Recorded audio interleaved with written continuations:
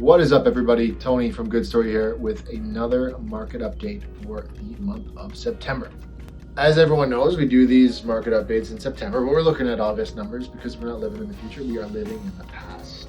What did our market do in August? I've been watching news segments recently, and it seems that a lot of it's going to come back to this negative doom and gloom, like bought too high, sold too low. What we see in Ottawa is different from what we see in other parts of Canada, especially Toronto, especially Vancouver.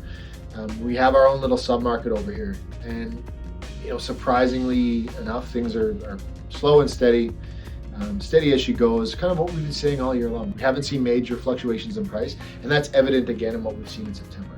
So, as I've said, we can't paint Ottawa with the same brush. Doesn't work that way. There are micro markets depending on location and property type that exist all throughout the city.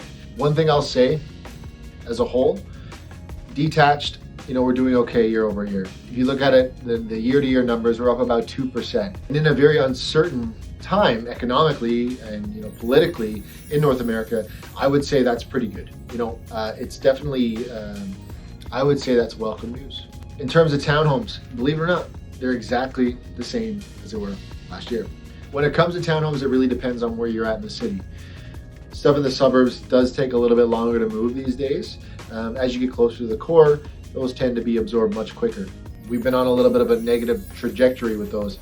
Throughout 2023, 2024, the pricing remained relatively stable in that. The median was anywhere from about $390 to $400. And over the last couple of months, I've noticed some more downward pressure on that. The condo market has seen that negative trajectory, especially in the downtown core. Definitely feeling it the hardest down there, but over across the entire city, we're down about 8.8% year over year. Inventory right now sitting at about 3.2 months, unchanged. We've got enough homes where buyers have a lot of choice. Certainly, like I said, in condos, they're going to have a lot more choice than they will in the townhome market, let's say. But buyers feel like they're in a little bit more of a control aspect, a little more in the driver's seat, which is true and isn't true, again, depending on the home. It's so different property to property. And I've said this a million times, it's like change the broken record. But if something is priced well and it shows well, it will sell. We do see multiple offers for certain properties. Other ones take longer to sell. And if sellers miss the mark on pricing, it's going to be it'll sit. You set yourself up for that lowball offer. If you're serious about selling, now is the best time to be really dialed in for price. People need to see value, or they just won't put pen to paper.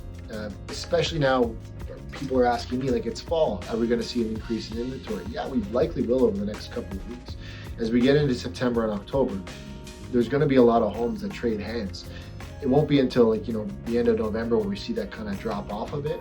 So if you're looking to buy, if you're looking to sell, you should be having the conversations. Well, you should have had them 3 weeks ago. And if you're not having them 3 weeks ago, you need to be having them now. So the market in a whole, we sold just over 1,200 homes in August. That's actually up 12% year over year. Shows a really healthy summer.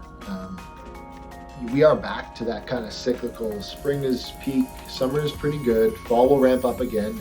If I was a betting man, and some may know me to spin the roulette wheel once or twice, I would put my money on winter being slow. So again, if I'm looking to make a move, I'm having those conversations now because there are opportunities on both sides of the fence as long as we're realistic in what the criteria and price points are offering. So what does it all mean? What does it all mean? Where's the crystal ball and all this? For buyers, it means you do have a bit of choice right now, especially if you're looking for a condo. I think anyone trying to get into the market as a single individual, or even maybe a young professional couple that like that downtown lifestyle, you have your choice of the litter right now. It probably couldn't be a better time to buy, honestly. You'll get all your contingencies. You can probably negotiate a really good price and a really good building. For sellers, homes are still moving, but the way it shows and the pricing strategy has never been more important. We're very fortunate to live where we do. Ottawa has been a resilient and steady market, certainly over the last 24 months, and I anticipate a lot more of that to come in the future.